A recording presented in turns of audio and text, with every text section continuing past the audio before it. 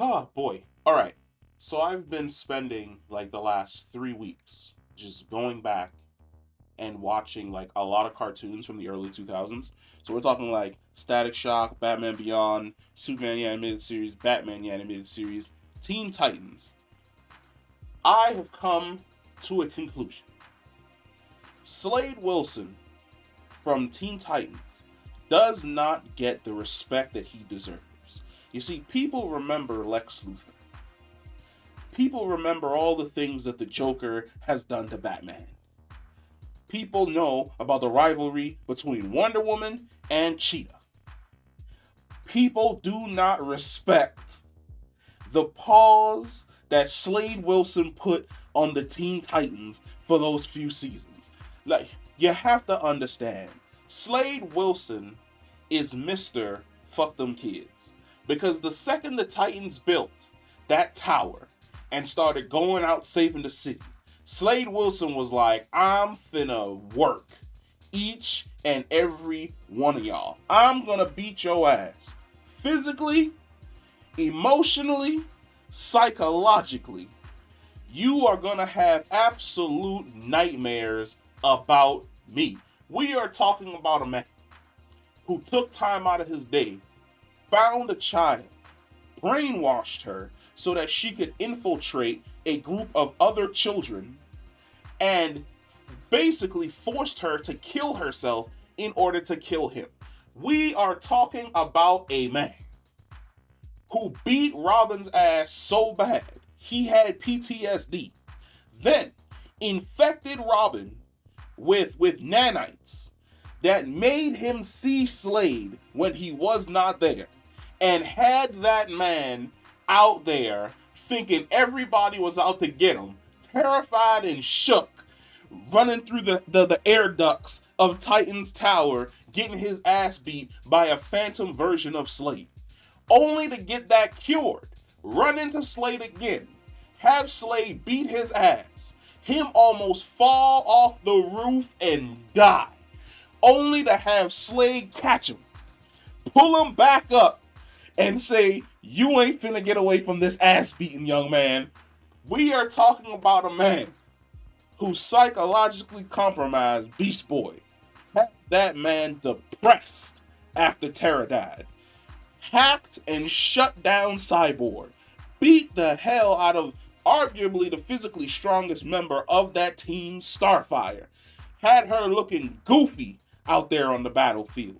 Then, psychologically compromised Raven made a deal with her old man just in case, in the event that he lost, he would be resurrected and brought back to life with hell powers so he can get right back to tearing up the Teen Titans ass one again. Slade Wilson was a menace.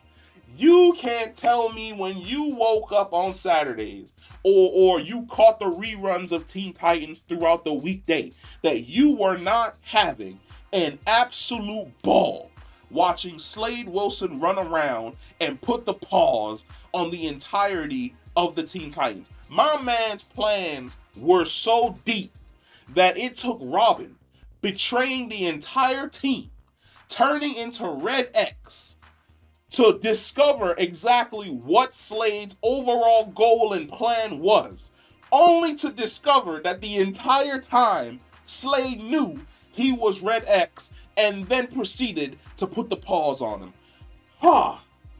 Teen Titans is that goat of a show. Like, it does not get bad in any way, shape, or form. If anything, I feel as though the younger generation is missing out because they're not seeing this show on TV. Of course, they're getting like Teen Titans Go, and that's hilarious, like in its own sphere, like over here. But for people who watch the OG Teen Titans, going from that to jokes wasn't hidden. You're not understanding the nuance of the stories that were being told in that original show. You had heartbreak. You had coming of age stories between Robin and Starfire.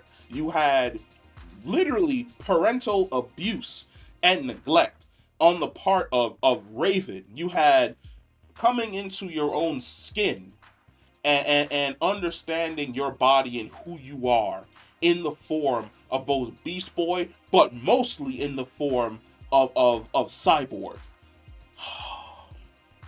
Everything about that original series hit. But when I say watching this show again made me realize just how much of the GOAT Slade Wilson of this show is, because he never gets called Slade Wilson. He's always just called Slade. So just accepting how much of a GOAT Slade is in Teen Titans, the man deserves his respect. And of course he gets that in the comic books every time he has a run-in with the Teen Titans or the Titans or Young Justice. He proceeds to put the paws on them, absolutely. But TV-wise, man, TV-wise, Slade was on a completely other level. But let me know from 90s and early 2000s cartoons, who is your favorite villain that you would love to see come back today, whether in a movie or in general in like a TV show? Comment down below, let me know. If you're new to the channel, hit that like button, subscribe button, and I will catch you in the next one. Peace.